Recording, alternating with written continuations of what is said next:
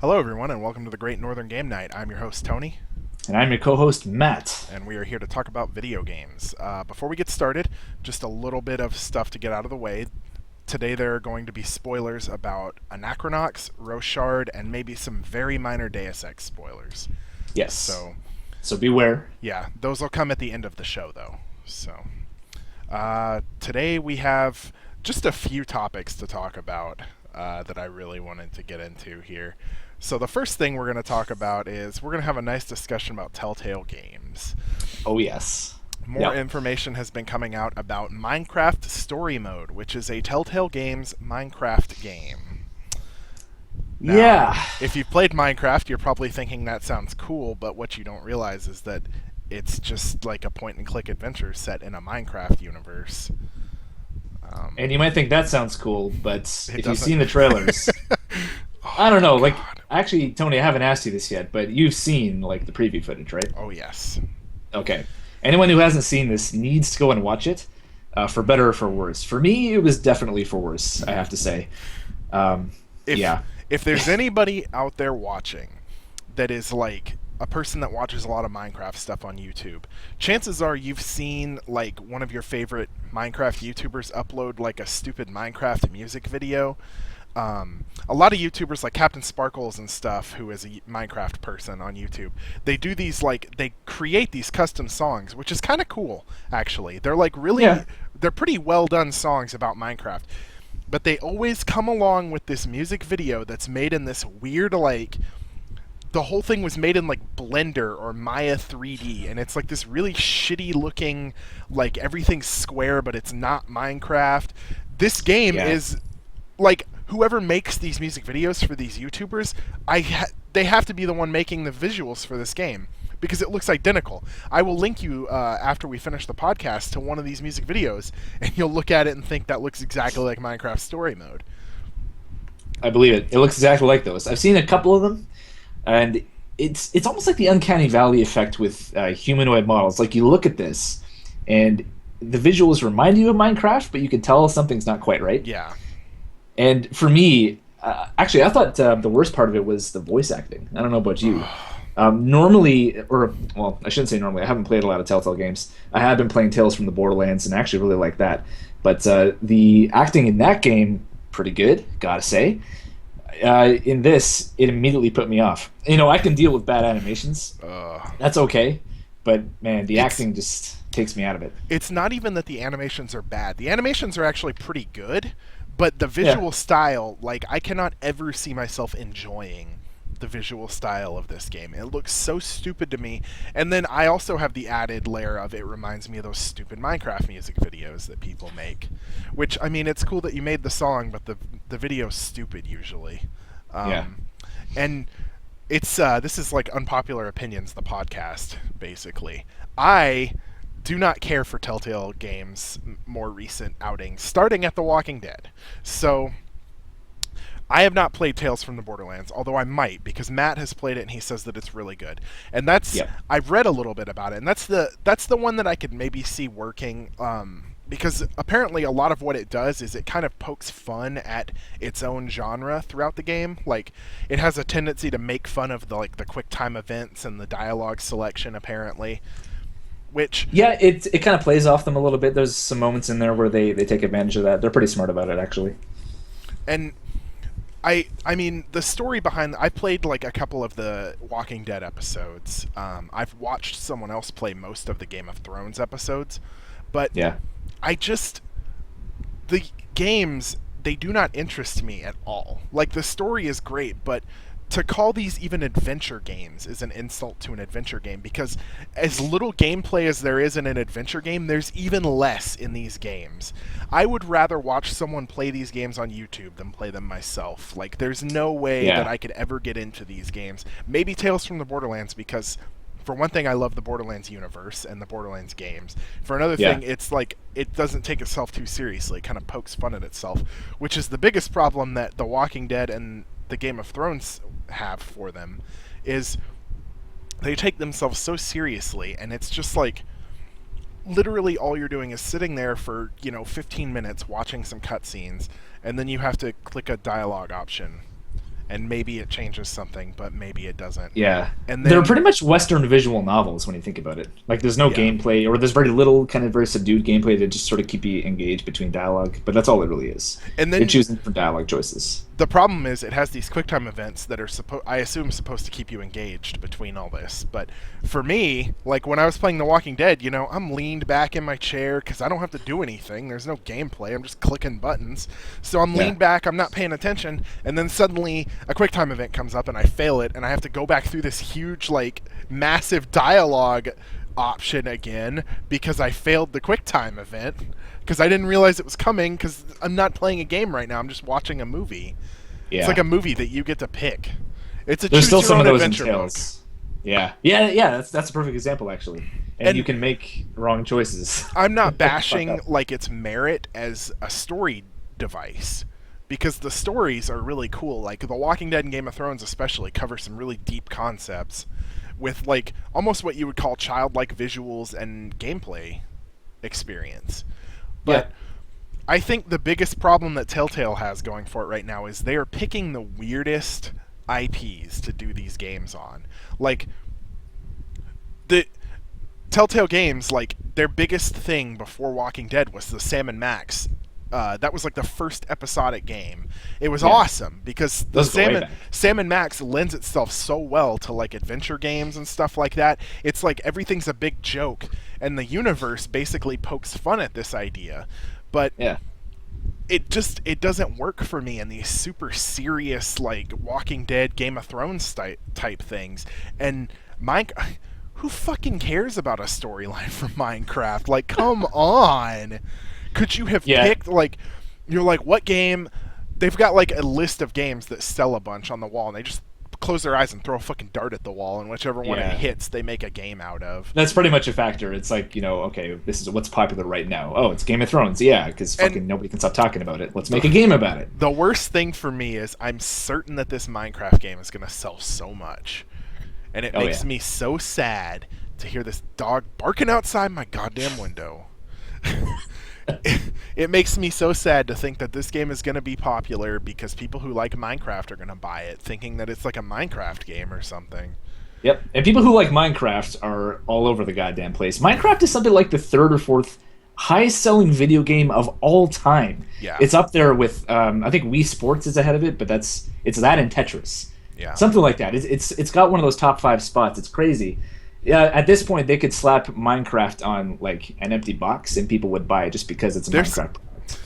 Matt, I just And want those to tell probably you, exist. they sell Minecraft Legos now. They Yeah, sell, I've sell seen those. Lego I've seen sets based on a game that is based on A Lego. block building. They have Yeah. taken it's like Doritos sold the Doritos Locos Tacos Doritos. They sold Doritos that were flavored based on a taco that uses a Dorito shell. Yep. What is this world coming to? It's fucking meta, man. But it makes money, apparently. So, Now- hey. That's my biggest issue is that it feels like Telltale is just picking these weird properties that don't fit with the game style at all. And Minecraft, the problem with Walking Dead and Game of Thrones was that they were a little too serious for it, I think, and Minecraft is a little too not serious. Like, Yeah. It seems like it's hit or miss from the sound of it. Because with Borderlands, there's a couple sections where it kind of takes gameplay right from Borderlands itself, from those titles. Not to the same degree, like you're not running around an area with a gun, switching weapons, using powers, and that kind of thing. But there's a couple moments where you can walk around environments, you can pick up loot once in a while, that kind of thing. But so it seems to work pretty well with Tales from the Borderlands, and they do a pretty good job of doing the universe justice with that game. Better, I think, than Borderlands 2, in my opinion. I think the original Borderlands and the pre-sequel actually did better in terms of just like world building than Borderlands 2 did. And Tales is kind of up there as well. I'm pretty impressed with it so far. we have Yeah. we have pretty unpopular opinions on the Borderlands series anyway. I feel like we did not like Borderlands 2 all that much. Borderlands 2, we're totally off topic at this point, but I don't care. I'm going for it. Talking about Borderlands. Borderlands 2 is a better game in almost every way than Borderlands 1 until you finish the game, hit max level, and are getting gear. And then it is Yeah. like an infinitely worse game, for me, at least. Yeah. No, you know what? I don't know if they ever changed this because I stopped playing that game a long time ago. Hey, John. But they had raids in this game, MMO style raids, in a game where you can have a party of 4 players, and they have raids that you could have only done once a day or once every few hours or something. Like, why? It's not an MMO. You don't need to place that kind of restriction on players just to keep them playing for months and months. It's not the same kind of structure. Yeah. I'm still baffled by that. They might have patched it by now. I don't know, but I have no idea. it's unbelievable. Also, those raids don't give you loot; they give you crystals that you use They to give you buy money. loot, and Yeah. they give you about a 15th of the crystals that you need to buy one item each raid. So it takes you weeks to build up the crystals to buy this gear, and it sucks. None of the gear was any good. Like, Yep. it was slightly better than like equal level purple items, but not better than legendary items at all. Like, there's no reason you would pick them over legendary items. Maybe that stuff has changed, but I don't really care to go back and find out. Maybe one day. Borderlands Maybe. 1 was like... Borderlands 1 is the game that I was the most hyped for. Like, I have never been as hyped for a game as I was for Borderlands 1. And it delivered on everything. It is the one game I've played that delivered on every bit of hype I had for it. And Borderlands 2 just did not live up to it for me. Well, maybe the next one. Who knows? I'm sure they're going to make more. We'll see. I think that's it for Telltale Games. I covered all my complaints about Minecraft Story. It looks like shit. Please don't buy it. Like, all your favorite YouTubers are going to buy it, and they're going to play it. So just Yeah. watch them, because you're going to get the same experience out of it. You may not get to click the dialogue option, but that's the only difference between you watching someone on YouTube play it. And hey, if you like a good enough YouTuber, maybe they'll be funnier while they're playing it than the game. 'Cause, Yeah, who knows? oh god, I Minecraft think story mode. my parting thoughts on that, like, okay, this is a game where the gameplay is not the point, right? It's about the story. That's what all the games are like. So you can't really judge the complete story from a trailer, and I get that, that's fine. So I'm gonna take everything I see about this game with a grain of salt. I just think it looks I'm not. super silly right now. I have no hope for Yeah. this game. They picked a franchise that doesn't have a story. Like, they have to make it all up, and no matter what they make up, it's gonna seem silly and like shoehorned in, because the game is not made to have a story. The story Yeah. of the game is it's a sandbox game, and you can do whatever the hell you want. Let's move on from that, because I have some more complaining to do. I have re-downloaded and started playing Path of Exile again, because they recently Yes. came out with a really big update, basically an expansion to the game called Awakening. And I I saw haven't that. I was like, yeah. I haven't really experienced any of the new stuff. Every once in a while, I will give Path of Exile a try again, because it never really... For someone who plays ARPGs a lot, like I love the Diablo series, Path of Exile has such a hard time grabbing me. And there's a lot of weird issues, I feel like, and a lot of them stem from accessibility. This is like the least accessible action RPG you're ever going to play in your life. Yeah. So How is that? For anybody who doesn't know about Path of Exile, it does things a little bit differently. You have 5 skill slots on the QWERTY. No, just QWERT keys, and you also get your middle mouse, your right mouse, and your middle mouse. So you get like eight different abilities. But the abilities are not tied to your character; they're tied to these skill gems that you get, and you socket those into your items to use them, and they level up and get stronger as you play them. So basically, the big draw for the game, it's like tagline basically that draws people in, is that you can play the game pretty much any way you want. You can pick classes, but they're mostly irrelevant. The class you pick just dictates where you start on the skill tree. Yeah. And I'll get to the skill tree in a second, because that's like one of my biggest issues. But it has this gem system, so you socket the gems in, and a lot of the grinding in the game, action RPGs, you're grinding for like legendaries and stuff. That's the idea. In Path of Exile, they're called uniques, not legendaries, but they're orange name, gold name, rare items. They hold the same place as the legendaries, but they're not actually that much better. Like, a lot of them are really niche items that you do for specific builds. But like the biggest thing with finding gear isn't like filling your entire inventory with legendaries. With Path of Exile, it's finding items that have the right colored sockets on them. The sockets are linked, and there's these gems you can get called support gems that modify your abilities. So you need to find like the correct links on the gear. Basically, you're looking for a needle in a haystack. You're like, well, I've got this ability, and I want to put these two support gems on it. One's a green support gem, one's a red support gem. The ability's green, so I need like a green, red, green link on this item, or else it's worthless to me. So, Sounds like a lot of a grind. Oh yeah, it seems that way. Most definitely. I've never played Path of Exile, but I'm like vaguely familiar with it. You've played Diablo games, so yeah, big Diablo fan.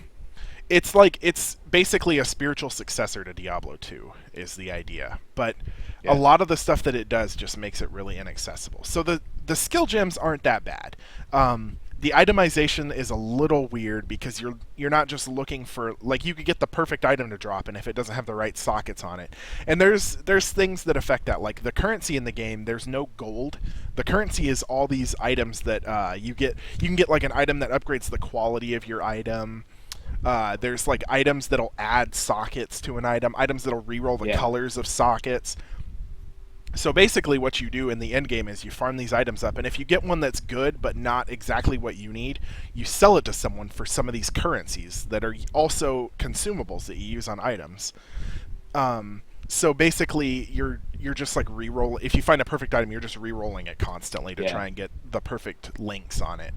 Well, it's kind of like Diablo 2, you know. There was gold in that game, but really the actual currency, I think at first it was Stones of Jordan, and then people would just trade high runes and stuff like that. Nobody actually traded. Yeah, I remember that.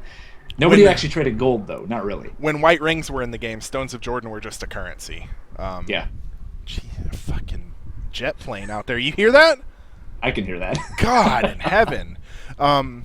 So the thing that supplements this gem ability thing is the skill tree in Path of Exile. And if you've ever played Final Fantasy X or Final Fantasy XII, you have a pretty good idea of what the skill tree looks like. It's this massive, huge branching thing, and it's got all these abilities, and it's a game where like min-maxers are in heaven, because each of these nodes, there's like nodes, and it's like plus 10 dexterity, which even if you're a dexterity-based class, 10 dexterity is really not going to do much for you. It's like a half of a % improvement or something. But right? you have to take it to move to the next area. And it's there's some really cool things on the skill tree, like really cool abilities that you can get. There's one called like Blood Magic, where instead of mana, you use health to cast your spells. There's one where it's called like, I don't remember exactly what it's called, but it makes you immune to like a bunch of elements, but you take extra like chaos damage, which is it's sort of like all the elements combine, and there's no way to be immune or get resistance to it, really. There's like only certain ways to get resistance to it. And I haven't played a ton of Path of Exile, so I'm sure if anybody's watching this that is like a big time Path of Exile player, they're like raging at me right now.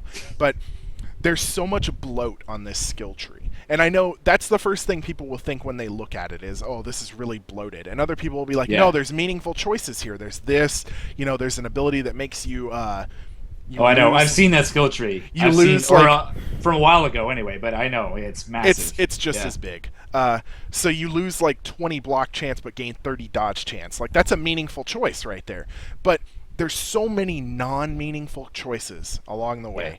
And there's so much that you don't understand that at first that you find out as you play through the game. Like, you can't just take...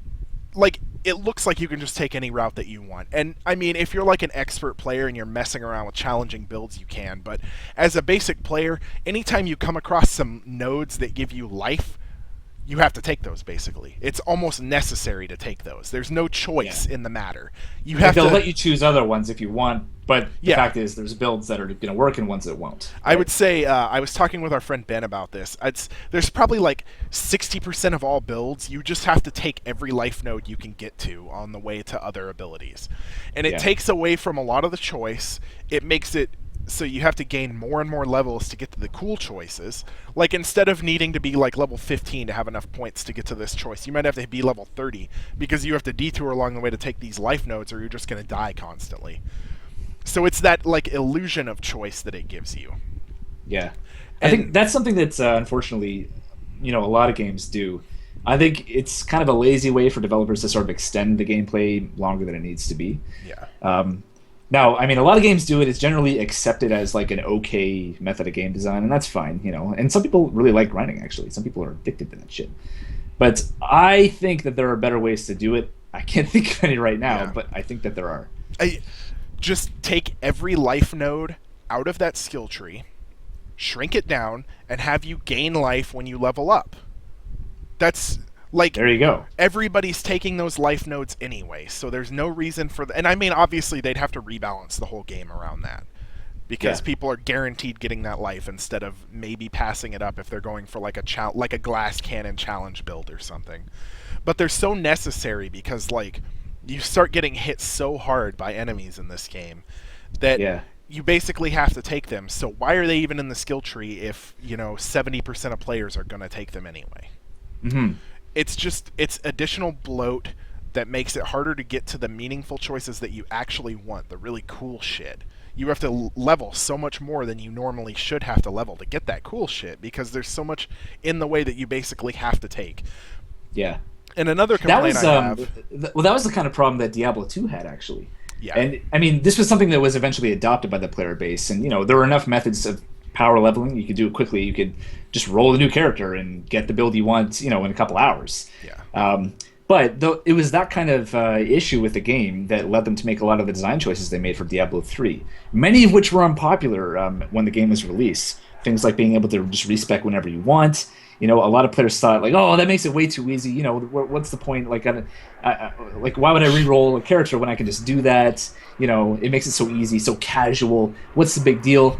It was stuff like that people also complain about, and yeah, I mean, I guess they feel like they have to make those sorts of choices once in a while.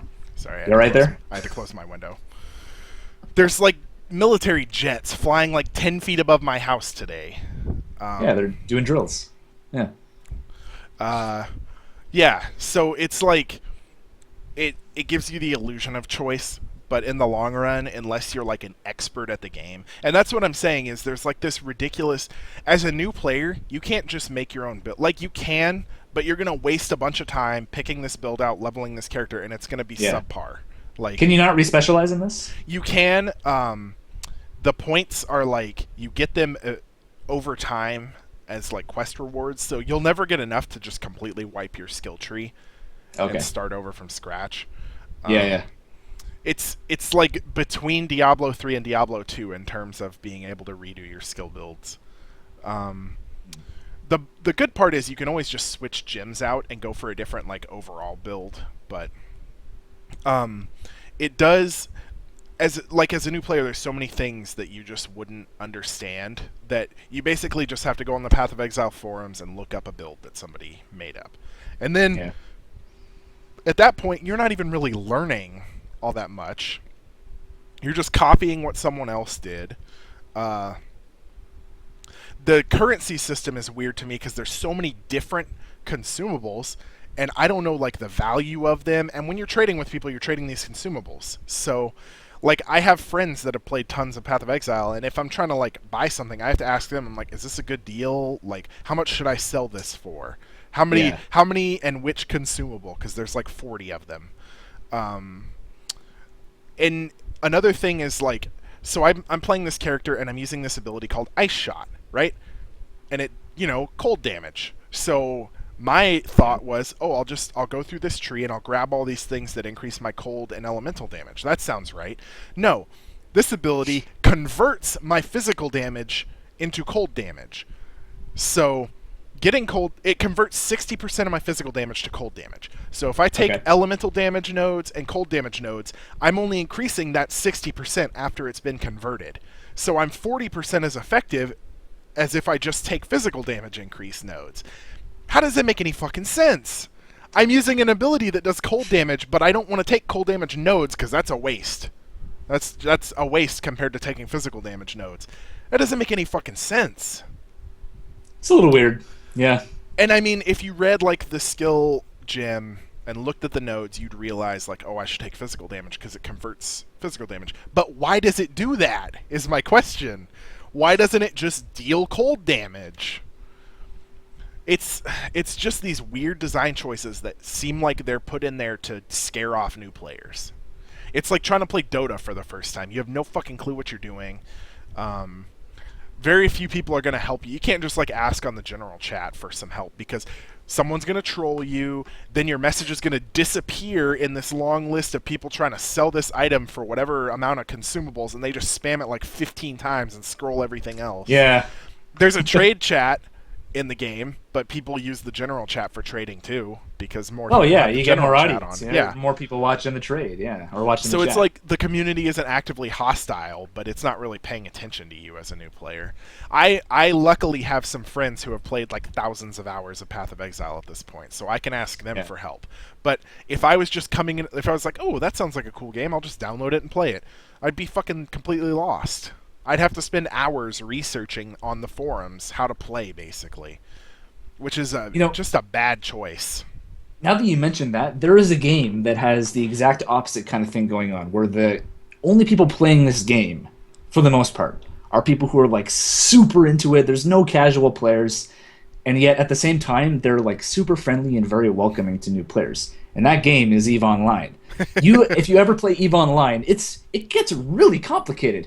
Like, people aren't kidding when they call it like a spreadsheet video game. If you want to get ahead in EVE Online, you can play the game without doing this, but if you want to get ahead and actually make significant changes to the world, the universe, you have to like micromanage all kinds of ships. People have, they multi-box. There's guys that have multiple accounts that all pay for themselves from all the mining that they're doing, that kind of stuff.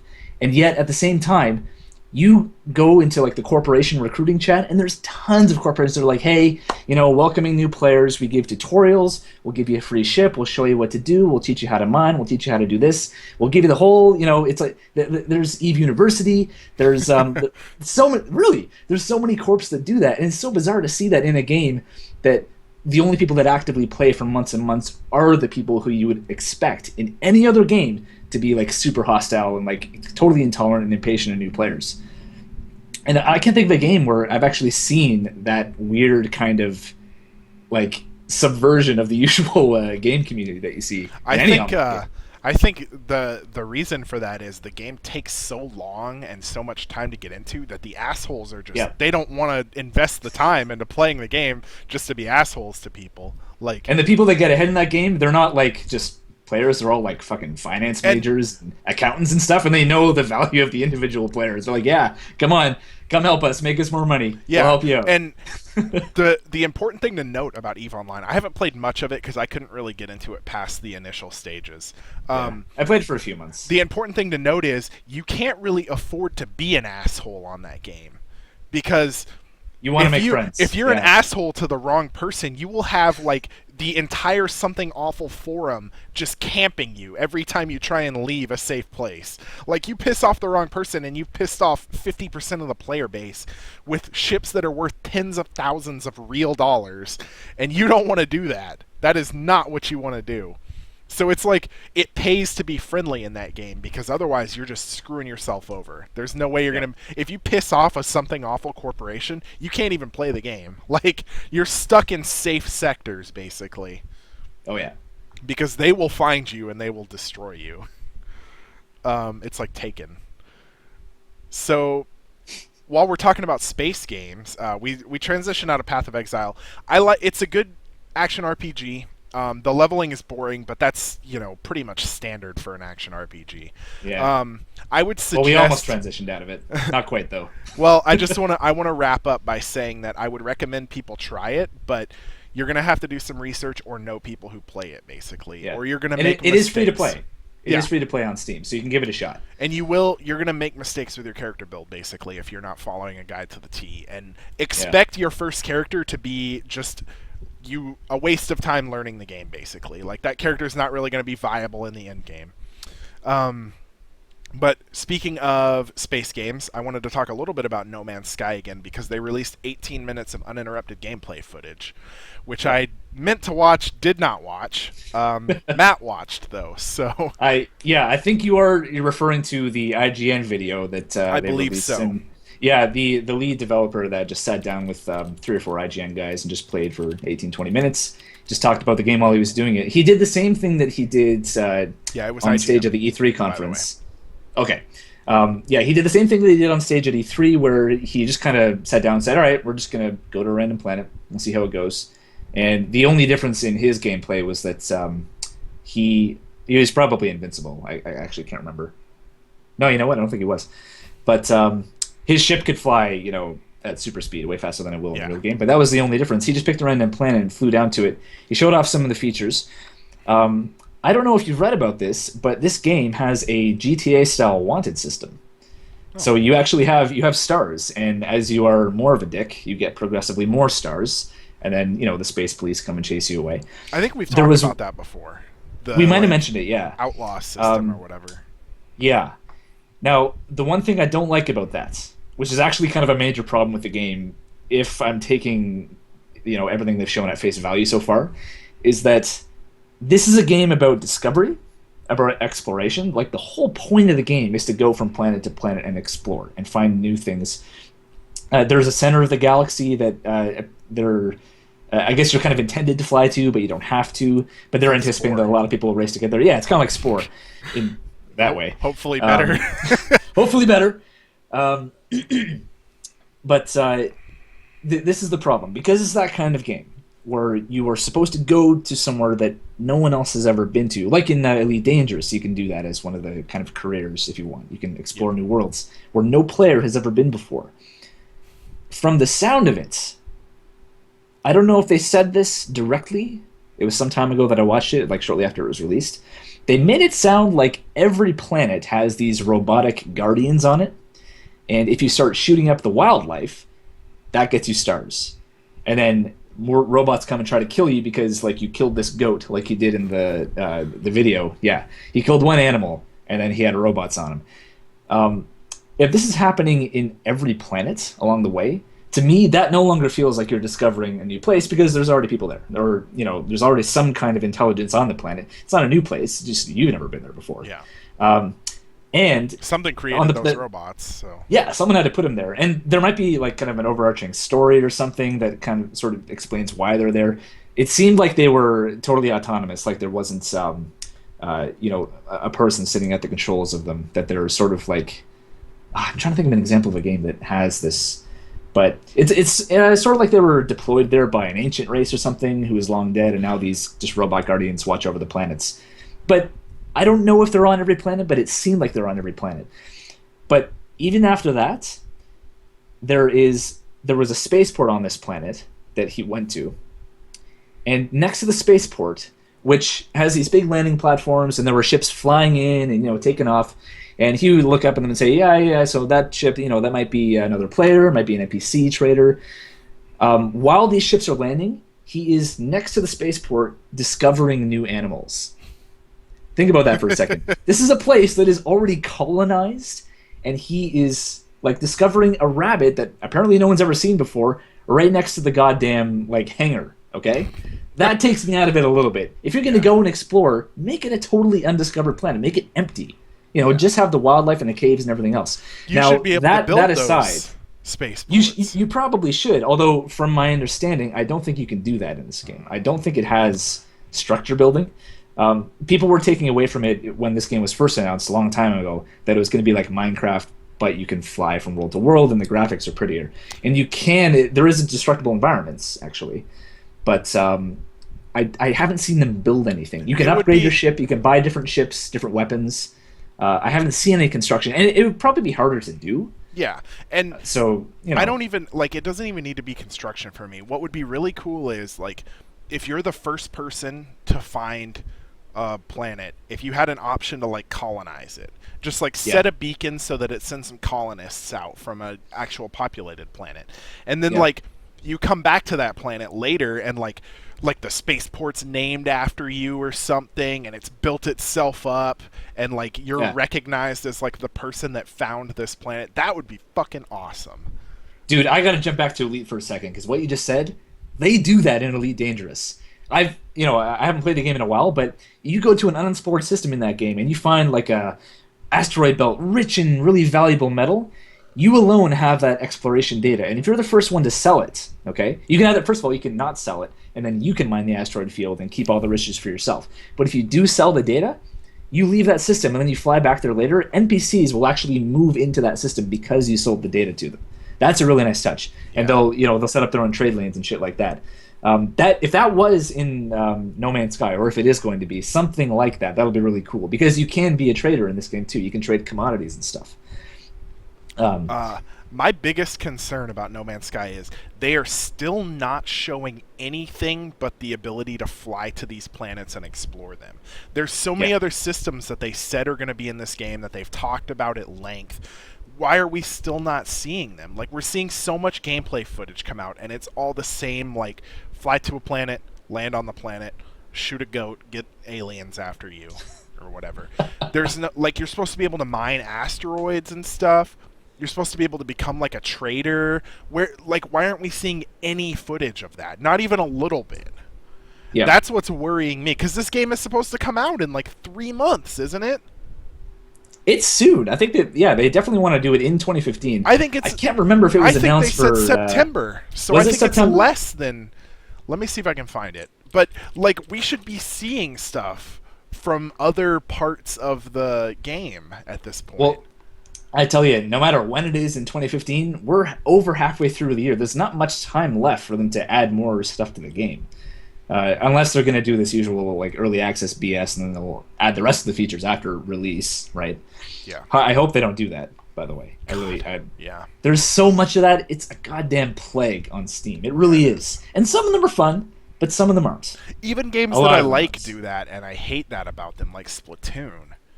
Splatoon was fun, but it did not release as a complete game. You can't argue that it released as a complete game with so many features that they already announced and pretty much have done coming down the pipeline. Yeah. I'm there. I looked it up. They didn't actually announce a date. But they say they want 2015. Though, they say they want to do this year. But they're not showing enough to make me confident about a release this year of a complete game. Yeah. I think what they need to do, and they've been really cool about, hey, we're not gonna do any marketing special videos. We're just gonna play the game and let you see how it is. That's good to a degree, but if they really want this to fly and drum up some interest, I think what they should do is like actually make a proper trailer showing off features. Like engineer it, I don't care. Make it actually like in real time or not, it doesn't matter, right? But we want to see more stuff. We want to see more of what you can do. I was excited to see an 18-minute gameplay video, but if it's just more of what they showed at E3, who gives a shit? Like, you exhausted what you could show at E3. Like, you landed on the planet and walked around it. You've showed the exploration side. It's over. Like, there's nothing else to show for that. That being said, it's still interesting to watch. I mean, I still like anyone who's looking forward to the game. Definitely watch this video. Go watch the footage. It doesn't show much that's dramatically new. They just show the wanted system in action. They show you how you gather minerals. You shoot them with your gun and blow them up. Oh, that's lame. That's what it is. They do have a little bit of customization. Like your gun may not be strong enough to mine certain things, so you have to upgrade it or get a different kind of module for it so that it's able to mine certain things. And there's crystals that grow on the surface of the planets, and apparently these are widespread. They're intended to be the common minerals because they're just right there on the surface. You don't have to dig to get them. They are planning on, well, it's probably already in by now, but there's going to be extensive cave systems in the ground, and if you want to get the good stuff, probably, because in the video there's a boulder on the surface, and he blew a hole through the boulder, like he dug through that with his gun. Why not just give us a pickaxe or something? It wouldn't be that hard. Well, go. It's a futuristic game. Go the Starbound route. Give us a matter manipulator or something. Mining like The Witcher. Or something. A mining tool, though. Yeah. Let's mine with bombs. Use your weapon to get through the ground. I don't think there's much else to say on No Man's Sky at this point. Not terribly. We're gonna be I'm waiting for just more footage. Yeah, I'm just really worried that they haven't shown anything but the exploration. Makes me think that it's going to release without that stuff, or that it's just going to be bad. My Um, hope is that they're just holding all of the good stuff back, or most of it, and then when we play it, it's gonna be amazing. that would That's be what I cool. really want. Doubtful, Unfortunately, but cool. given how games go Um, these days, I am not that optimistic anymore. So you wanted to talk about a game real quick. That that, is. yeah, this is a game that I am optimistic about. So there's a new game coming out. I don't have a date, but it is coming out shortly, called Slime Rancher. Okay, Slime Rancher, and it is exactly what it sounds like. This is a game where you run a ranch and you raise slimes. And I'm talking like slimes, like JRPG style slimes. Little blobs of jelly with smiley faces, and they're adorable. They look And so happy. you get to raise them, and they're all so happy. And it's in first person. They use some first person shooter engine or something. You have this gun. It's kind of like a Ghostbusters sort of gun, because to gather the slimes, you have to go into the wilderness and you find like feral slimes or whatever, wild ones, and then you have to grab them and you bring them to your ranch. And that's, I guess, how you start your farm. I don't know if they reproduce or not. That's probably kind of weird, but I'm sure it happens. It's a ranch. You like suck But them into your gun. yeah, you suck them in. You have this vacuum cleaner type of gun, and it has 2 meters on it that I saw. You have one for the slimes, and you have like, it's kind of morbid actually, because you suck the slimes in and they all just kind of mold together into this tank of slime mass, and apparently they're still alive. And you have another meter for food, so you have to go out and gather, nutrients for them and whatnot. And you use that gun to kind of get through the world, it looks like, because there's hazards out there. There's some slimes that you can pick up but can't actually absorb, and you can shoot them, which is cool. And they make this fun little, like, wee sound when you fire them off.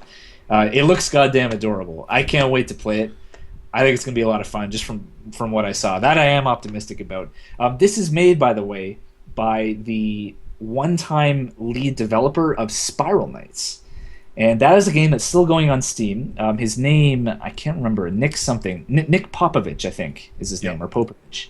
Yeah. And yeah, this dude is apparently actually pretty good at his job. He's not just some no-name that's making his first game. The studio, actually, if you're looking it up, can you grab the studio name that's making Slime Rancher? Monomi Park. Monomi Park, okay. Yes. So this is a new studio that's Mr. Nick and one other guy are doing, and this is their first game together. But yeah, he was the lead developer on Spiral Knights. Not the most successful game, but still a very successful game as far as free-to-play games go. It's still going strong as far as I know, and pretty good little game. So, like, with a guy like that behind the wheel, it's going to be decent at least. I really think it's going to be hard for him to mess it up. That alone makes me pretty confident in Slime Rancher. Yeah. So if you like games like about raising farms or that kind of gameplay, like Harvest Moon, Rune Factory, maybe even Animal Crossing, like that kind of little farm management game, Farmville, sure, why not? This is definitely the game for you. It goes away from those a little bit in the gameplay style because it's basically a first-person shooter, just minus the actual gun that kills things. But I think it's going to be awesome. I'm really looking forward to it. It looks really good. I mean, obviously, it's not like the most serious game out there. But Oh yeah, it looks like it's going to be silly fun, basically. yeah. And it also seems like there's going to be some sort of physics style, Half-Life 2 kind of, maybe not puzzles, but like gameplay where you use the slime physics to your advantage to get around and do stuff like that. Yeah. So I just wanted to talk about that because I'm pretty pumped. It looks pretty cool. I hope they show some gameplay. There's no details on like a release date or anything. Okay. That was just like an initial trailer, so it might still be a long way out. But it looks pretty cool as like a fun game that you can pick up and mess around with.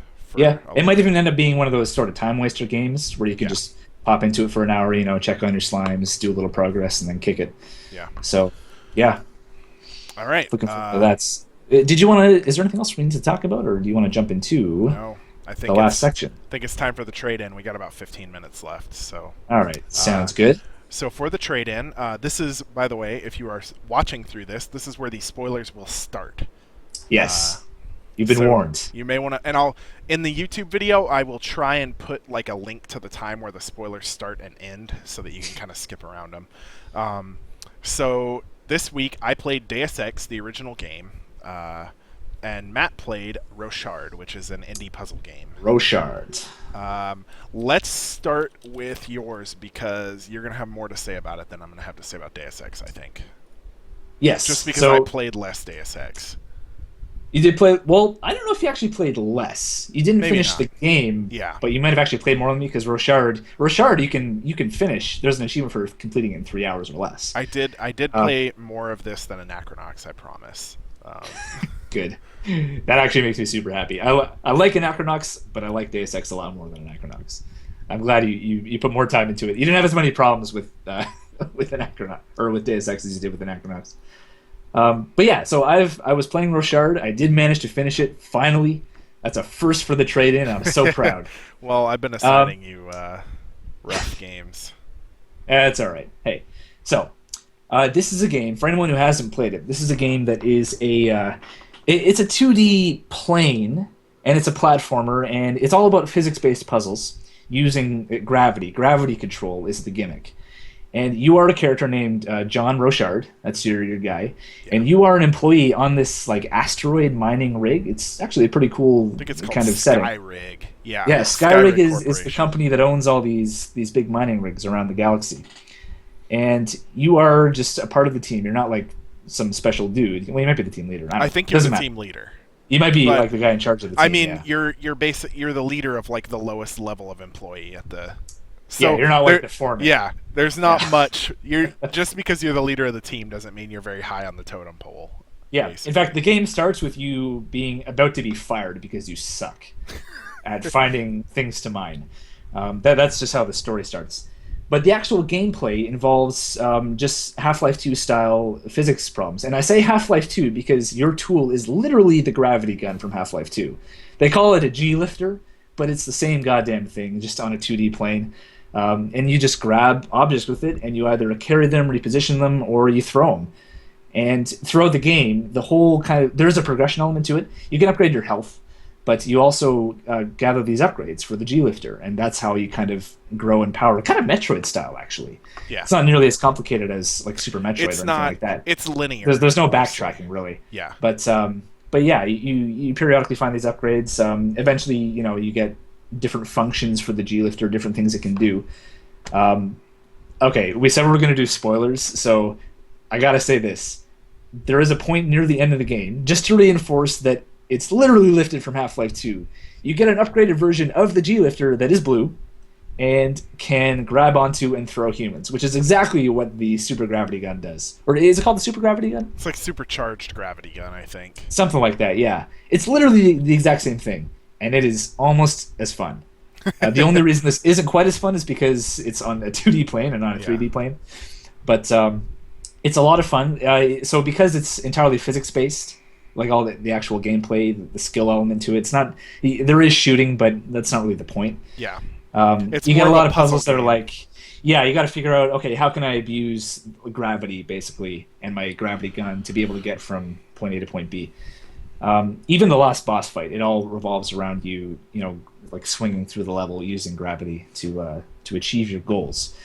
And I think it's a lot of fun. I got to tell you, actually, this is a game which was in a very particular section of my Steam library. So anyone who uses Steam knows you have this big library of games, mostly, that you've probably never played. And you can favorite games, so they're in their own little category, but you can also create custom categories in your library, just for organization's sake. You can, I've never done that. All right, yeah, these are RPGs, these are strategy, whatever. I've made one category of my own, and this category is labeled Games I'm Never Going to Play.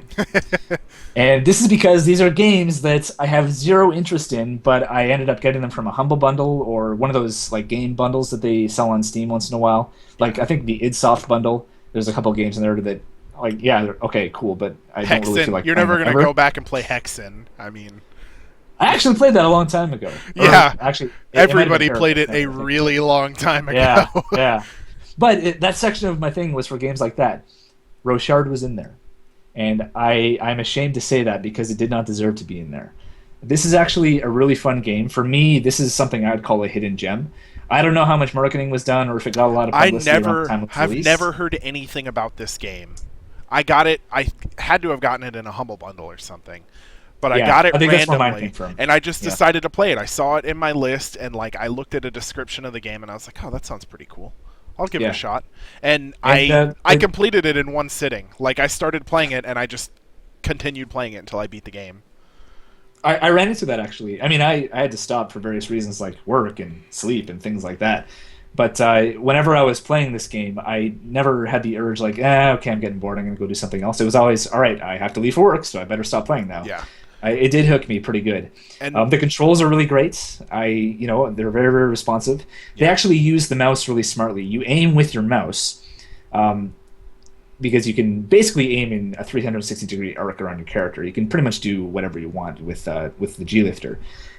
So there's a lot of freedom in how you can move around the levels, how you can aim your gun. They actually do this neat little thing with the animation where if you slowly move your mouse from one side to the other, he'll move it up in an arc, and you can aim, up and to ankles and stuff. But if you quickly move your mouse from side to side, he'll actually just do this. He won't be flipping the gun around. They actually did I don't know, nice little touch with that. I like little things like that, like little things you might not notice with animation and stuff, but they help polish the game. That being said, there were a lot of moments in this game that were lacking polish.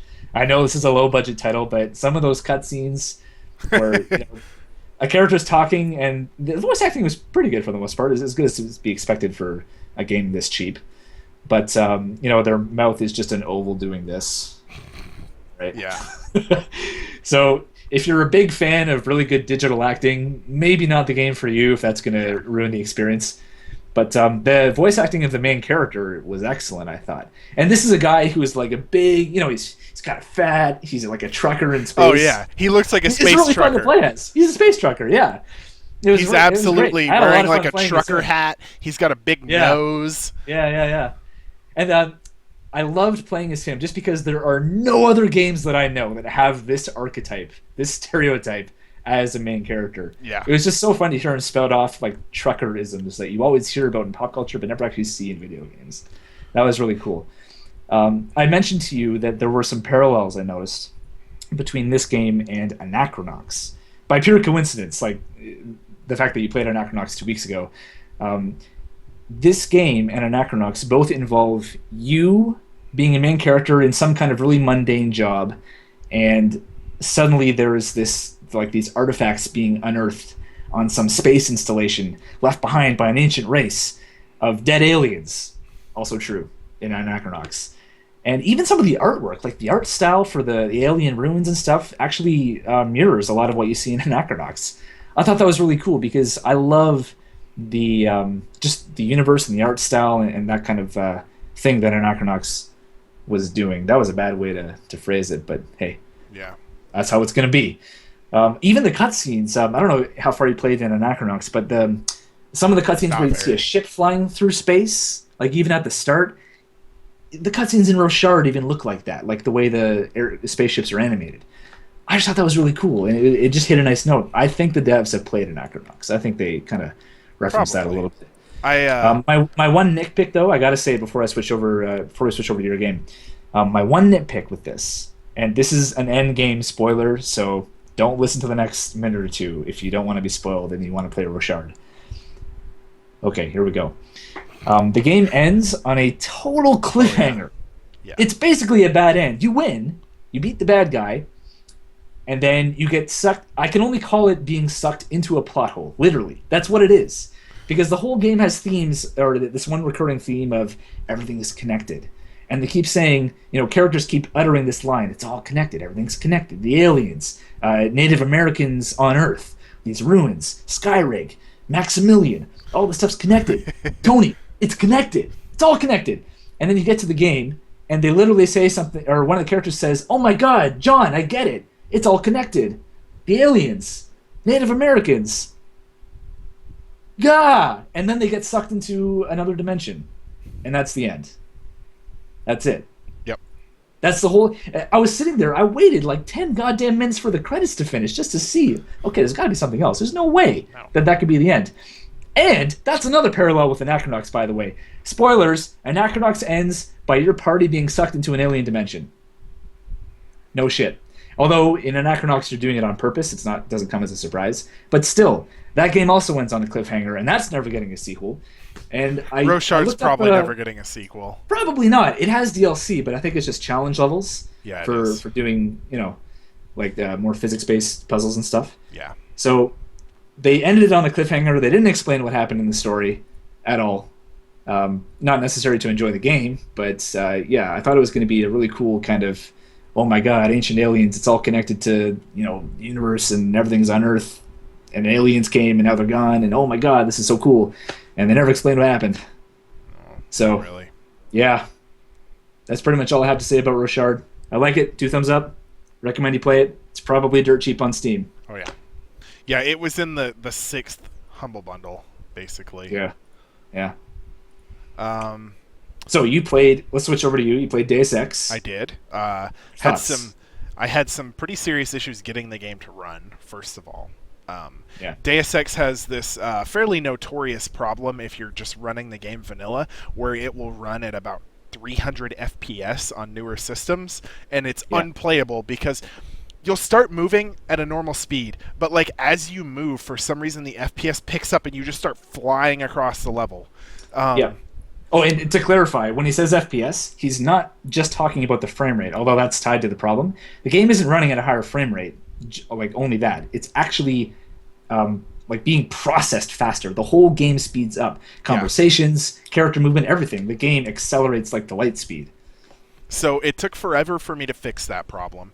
I fixed it only by using a graphics renderer that was really buggy for me, and it got rid of, like, it didn't run anti-aliasing at all or any of that. Yeah. So like the textures are supposed to be kind of blurry to make them look better, but all I had was like sharp, very clearly defined textures. I could see through certain things. My pistol, I could see the chamber of the pistol through the outside of the pistol. Like for some reason that part of the pistol was visible to me. Which I don't really care. I mean, it's an old game. I knew it was going to kind of look like shit anyway. But Yeah. the fact that sometimes I could see enemies through the walls kind of took me out of it. However, that didn't really hurt my enjoyment of the game that much. I would like to preface this by saying I did really enjoy the game. I would like to follow that up by saying I really suck at the game. So I did not get as far as I would have liked. Not because I did not want to play it, but because I was incapable of being any good at the game, and I was constantly dying, running out of ammo. Yeah. I spent most of Liberty Island, I wanted to do it stealth, so there was a lot of saving and reloading my save. It's a good game. It's basically like D&D, which I didn't realize going into it, actually. So you go in and you pick, like, there's no stats really, but you pick abilities. So like you get points that let you train abilities, and they make you better at what you do. So like if you're shooting your gun at a guy, it's not really enough to have the gun just pointed at his head. If you don't have a high enough skill with the weapon, your shots are just going to go wide all over the fucking place, and you're not going to hit him, which is kind of frustrating to me. But so I could be aiming right at this guy's head and I wouldn't hit him. But it's a D&D sort of thing. You're doing a dice roll. Yeah. And the stealth, by the way, that in Deus Ex and a lot of older stealth games, it's not nearly as forgiving as modern stealth games are, where they have so many conveniences like cover systems and cones of view that you can see. Yeah, there's no way to know X-ray vision. There's none of that. There's no way to know if a guy is going to see you until he sees you, and at that point you're fucked. So it's a lot of trial and error to learn how the system actually works. I will say it's also hard for me because I'm like a completionist with stuff like that. So on Liberty Island, like I was going up every level of the Statue of Liberty, disabling all the cameras and stuff, using up all my lockpicks and all my multi-tools on useless stuff, basically. You were being the guy where you get to the top of Liberty Island, you look down at the base and see a soldier and be like, hang on, I gotta go kill that guy. Yeah, this guy's gotta die. So it was like I will say I'm not going to spoil too much because I didn't get very far into it, but I finished basically my second mission. So I finished Liberty Island, got into the UNATCO headquarters. I went to what's called Hell's Kitchen in New York, I think. Finished the stuff there and went back to UNATCO headquarters, and that's where I stopped because I was having a rough time of it. But I will say that I really there's a lot of quirks in the game that they amuse me. like because they're definitely like signs of the time and stuff. The voice acting is terrible in that Oh game. yes. Oh, Yeah. it's so bad. If you think it's bad now, wait until you get to Hong Kong. The That's fun. animations are. In the last episode, I put in a for our Deus Ex picture. I put in a picture of the Mega 64 Deus Ex video, which is a really funny parody of Deus Ex. Basically, there's parts in that video where like it'll pop into a dialogue scene, and it's basically Rocco from Mega 64 standing there, and he just goes, and that's what they do. Like, I don't know if the graphics had anything to do with it, but literally, like, your character's mouth is here, and every time he talks, it just goes. Yep. That's It the just extent of the it turns into an animation. That's all oval it is. over and over. But the voice acting is god awful. Yeah. But the storyline is kind of cool so far. You're part of an anti-terrorist group, but there's clearly something else going on under there. At the point that I get to, your brother, who also Ooh, works for the maybe. terrorist group, has like he's ditched, he's gone, and he sends you an email like, "Don't trust anybody," and they're like, "Your brother screwed up big time. You got to fix his whatever he screwed up with," and that's where I left off. But it's got like a little bit of intrigue there. The gameplay was not like so dated that it was painful to play, which Anachronox kind of was to me, honestly. Yeah. It was like Yeah. it was dated enough that it made me go, ugh, I can't really like get into this gameplay at all. It was an interesting experience. I would like to go back and play it again. So that's different than Anachronox, at least. Yeah. I actually want to give you a hand investigating like the weird graphical issue you were having. Yeah. I really want you to finish that. I'm gonna game. need some I'm graphical glad that you're mods. enjoying it so far. I am gonna try some graphical mods out.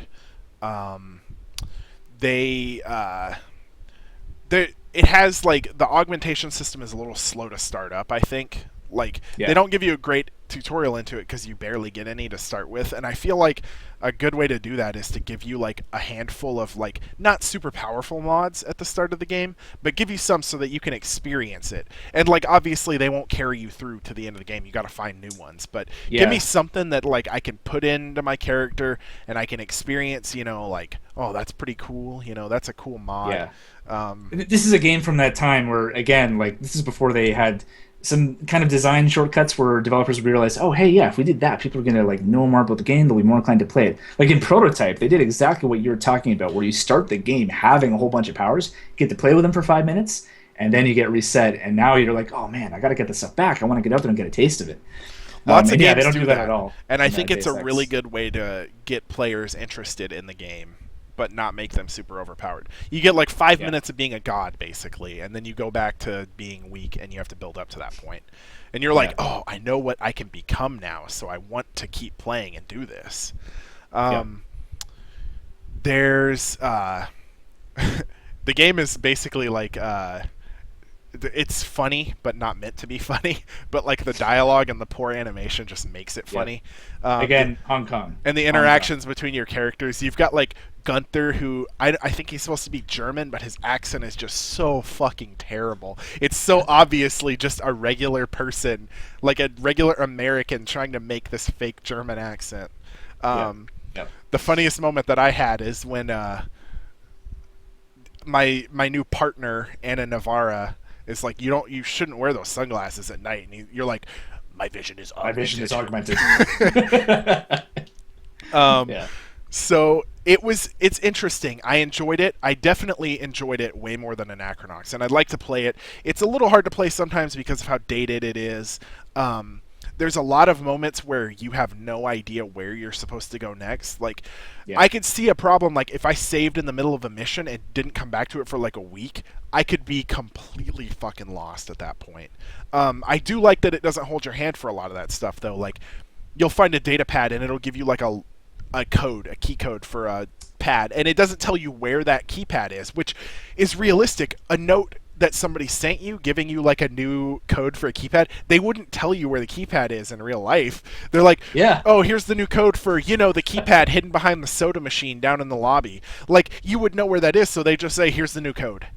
Like, Yeah. realistically, they wouldn't make up like a reason to give you the location of this keypad, and they don't do that in this game, which is both frustrating and awesome, because when you find it, you're like, maybe I should try that code that I got earlier, and it works, and you're like, oh, Yeah. sweet. And there's a couple more modern games that do this thing where once you learn a code, when you get to the appropriate door or lock or keypad or whatever, you bring up the keypad and then you get a little pop-up that says, "Oh, hey, by the way, here's that code that you needed." And Deus Ex this Human doesn't do Revolution that. does Yeah. that, actually. Oh, That's exactly what a what Human coincidence. Revolution does. Yeah, yeah. So It- in this, you actually have to like remember, oh shit, yeah, I have a code for this door, don't I? And fuck, was it this code? I better try it. it's And you not can like, actually, play with it. you don't have to like write the codes down. They stay in your log. So like Yeah, you you have pull a your little log memo. up and it's like, found a code. Here it is. Like it's cool because it looks like it was written by your character too, like a journal entry or something. But it's definitely a sign of the times for a game like that. Yeah. I will say I skipped most of the so like minor spoilers for the second mission of the game here. When you go to Hell's Kitchen, you have to get this shipment of ambrosia back from these terrorists. And I found I lockpicked this grate and there was a keypad behind it. And this little kid came up to me and he asked me for some food, so I gave it to him because I had like some soy food or whatever it heals you like 1 health point. It's worthless for me.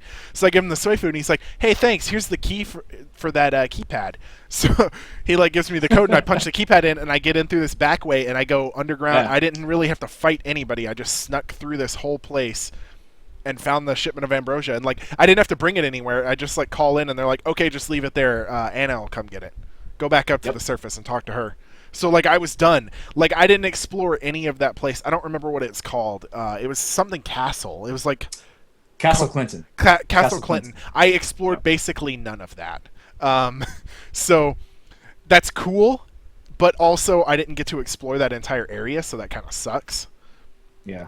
But I did like the fact that I could do that. Like I could just bypass everything by giving that kid some soy food. That's one thing about Deus Ex that they tried really hard to emulate with Human Revolution. I forgot it. Human Revolution, where in before HR was released, they had all these developer videos and diaries, and they're like, "Yeah, we really want to make sure that we get like the multiple paths that you can solve any problem a whole bunch of different ways." And yeah, you'll find that, like, you'll replay Deus Ex years later, and you're still going to discover, like, holy shit, didn't know I could do it this way. Yeah. You know, you'll find alternate routes. It's pretty good at that. There was an alternate route I could have taken into the hostage situation at the end of Hell's Kitchen, but I was out of flares and bioelectric energy, and you have to go through these sewer Very dark. areas, and you can't just like tilt your head and like get a reflection type thing going. You can't increase the gamma. I could not navigate them. Like there was no way for me to do it. I had to go in guns blazing through the front because I was out of flares. I couldn't do anything. Yep. So Deus Ex, I would say, was pretty cool. It aged pretty badly, but most games from that were just starting 3D graphics era aged really poorly. So, but I would give it a thumbs up. I'm gonna try and play it again with some graphical mods for sure. Definitely. Do it. So we are running short on time. We're playing a game. This trade-in, we are going to be playing the same game. Yes. I picked something kind of small because Matt has a busy week ahead of him, so he might not have as much time to play as he'd like to. And I saw this game, and the description of it drew me in instantly, and I wanted to play it, and I thought it would be a really good thing for us to play because it's kind of short. It's an RPG type of game. It's called Lisa, and it is available on Steam. It's like $10. Yep. The description, and I'll read part of the description that drew me in. Lisa is a quirky side-scrolling RPG set in a post-apocalyptic wasteland. Bad start. Post-apocalyptic wasteland I'm pretty tired of at this point. Filled with buzzwords. Bad start. But a little bit further down, it says players will learn what kind of person they are by being forced to make choices. These choices permanently affect the gameplay. If you want to save a party member from death, you will have to sacrifice the strength of your character, whether it's taking a beating for them or chopping off limbs or some other inhuman way. You will learn that in this world, being selfish and heartless is the only way to survive. Yep. And it visually affects your character. Like your sprite will lose an arm if you have to cut your own arm off. There's one note here: expending party members in Russian roulette for huge profit, but permadeath if they lose. A life-ruining gaming experience is the last descriptor in this. I'm looking forward to it in like a morbidly curious kind of way. I'm totally looking forward to this weird, like, morbid experience. And it's going to be short, I'm pretty sure. It's like a 2D indie RPG type of thing. But I think it's going to be really interesting, and I think the fact that you can play it as either a selfish person or like a totally selfless person, where your character becomes worthless by the end, we're definitely gonna like play it differently. I'm certain. So that'll make for some interesting discussion at the end. Looking forward to it. So that's going to be our game. It'll be pretty short, so hopefully we'll both complete it. I do want to mention, I'm reading the chat right now before we end the podcast. It's going to go a little long. I did not realize that Satoru Iwata died. Apparently just happened. Holy or shit. they just released the statement. When did that happen? Did passed it happen away today? yesterday. Yeah, this is news to me. Yeah, he passed away yesterday Good from God. cancer complications, a bile duct growth, apparently. I know that he wasn't at E3 last year because he had some health issues. So I do remember hearing about that. Jesus. it's going to be a big change that we might not feel so much because Nintendo of America is run by Reggie. Like, Iwata is like the Nintendo head, but everything kind of filters down through us from the Nintendo of America. So it's hard to tell like what kind of impact that'll have for American people, but it's going to have a pretty big impact for Nintendo. Because, I think it's going to have a big impact on everybody. Holy shit. Yeah. That's a pretty big deal. I did not realize that happened. I think I think the statement got released while we were recording this. So, but I mean, he's been running Nintendo for a really long time. Yeah, he's like one of the 3 iconic names associated with Nintendo. He's fucking Iwata. Yep. So it's definitely gonna be interesting to see what that brings. We'll probably talk about that more on the next podcast because there will be more like information on what Nintendo's doing and stuff like that. So we'll dedicate a portion of the podcast to that because Nintendo. I've been getting a lot more into Nintendo basically with the Wii U. Now that I have a Wii U, like it's the only system that's putting out like consistently good games. Yeah. Maybe not a lot of them, but pretty consistently good. So. I see some people in chat, they were talking about what might be the implications of this for the NX. Yeah. And I wonder if, like, this far into the development of that platform, I wonder if it's going to have any effect at all. I don't know. Because they've been working on the NX for a while. God, the NX is such a weird thing for me. It's so polarizing. Like, the Wii U is still so young. Like, I don't feel like they need to be putting out another console yet. But that's Nintendo, I guess. They have a tendency to just push. Hopefully, it has some kind of backwards compatibility with the Wii U because, the Wii U is fairly. I mean, it's not young. It's been out for a few years now, but if anything, I suspect it might have some kind of online streaming service, kind of like, well, not really streaming, but like the eShop, where you can still play older games on your systems, but you download them. The Xbox One released compatibility in that way. You can't use your Xbox 360. You forgot the air quotes. The compatibility. Well, it's not really backwards compatibility. I don't think it is, isn't it? I thought it was just a streaming service. Yeah, and you have to use the disc to verify your ownership. Yeah, it's not actually. I don't think it's running off the Xbox, is it? Probably not. But that's what you were talking about too. Well, I guess it'd be running off the technology basically with the Wii. Oh yeah, I'm not saying I like it, but I think that's what Nintendo might be doing. Yeah, it's all speculation though. I don't know. I don't know. We'll talk about stuff like that on the next podcast. We're running long, so I want to wrap this one up. So we'll be playing Lisa. I think next weekend we're also going to do a game that we both haven't played before. We're going to do a same game type of thing. Yes. We've got a couple of those down the pipeline. We've got some games planned out. So, yeah, I think that's a good spot to close it on. Look forward to some Lisa information.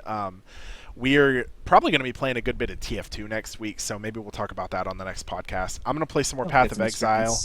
I might try and get Matt to buy a game or something. Oh, well, I might buy Matt a game and he'll owe me later because he's having some credit card issues right now. But it's not my fault, I promise. I'm a very responsible adult. Yeah. So that's all that we've got. I think we're going to wrap it up there. So thank you for watching. Oh, and hang on. We got a plug. So you can follow us on Twitter at GNGN Podcast as usual. Of course, our Twitch channel here is also GNGN Podcast. And one of these days, we are going to get around to putting a YouTube link in as well. It's going to be there, but you can go to YouTube and search us. Just search for The Great Northern Game Night. You'll see all of our episodes appear for your viewing pleasure. It's such great content. You don't want to miss it. Oh, my God. They're spectacular. Tell your friends, tell your family, tell your dog. It's great. And of course, the website's still coming along. It's happening eventually. Coming along is a Eventually, pretty strong term. it's in our thoughts, in our hearts. It's on the back burner. Yep. That's like the least important part, I think, of what we're doing right now is getting the website up. Getting our YouTube channel looking a little more spiffy is higher on the priority list, I would say, for sure. Yep. And the Twitch channel. So That's on the docket tonight. yeah, look forward to some updates to our channel type things. Other than that, thanks for watching. Have a great night, everyone. Thanks a lot, guys. Bye bye.